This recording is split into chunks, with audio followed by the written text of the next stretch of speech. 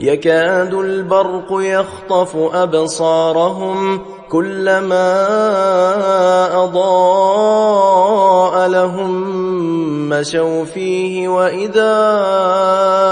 أظلم عليهم قاموا ولو شاء الله لذهب بسمعهم وأبصارهم إن الله على كل شيء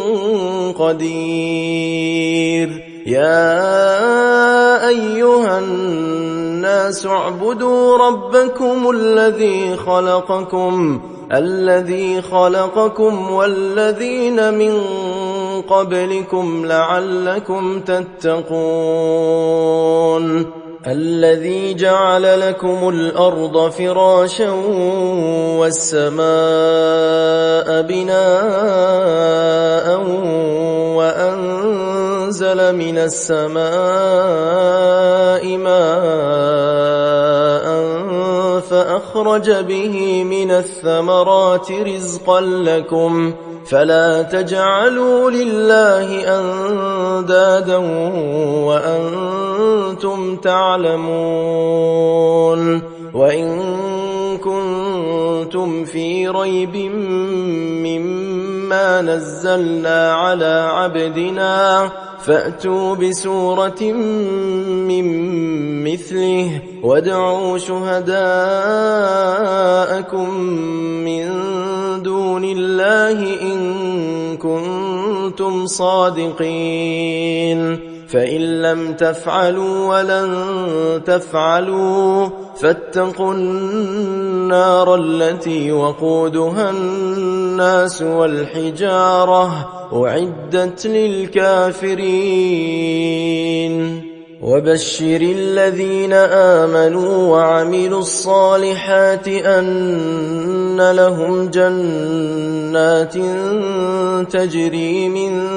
تحتها الأنهار كلما رزقوا منها من ثمرة رزقا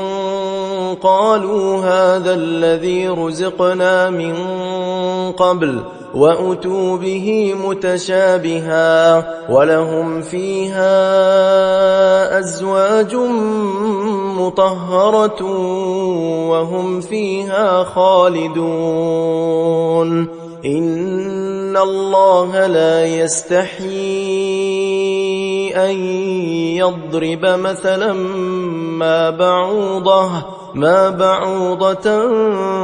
فما فوقها فأما الذين آمنوا فيعلمون أنه الحق من ربهم وأما الذين كفروا فيقولون ماذا أراد الله بهذا مثلا يضل به كثيرا ويهدي به كثيرا وما يضل به إلا الفاسقين الذين ينقضون عهد الله من بعد ميثاقه ويقطعون ما أمر الله به أن يوصل ويفسدون في الأرض أولئك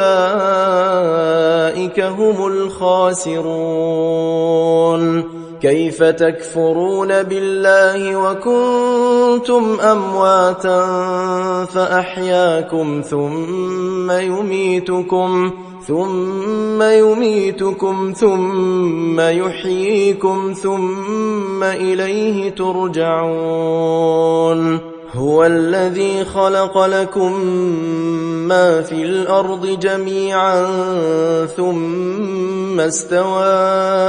إلى السماء فسواهن 7 سماوات وهو بكل شيء عليم وإذ قال ربك للملائكة إني جاعل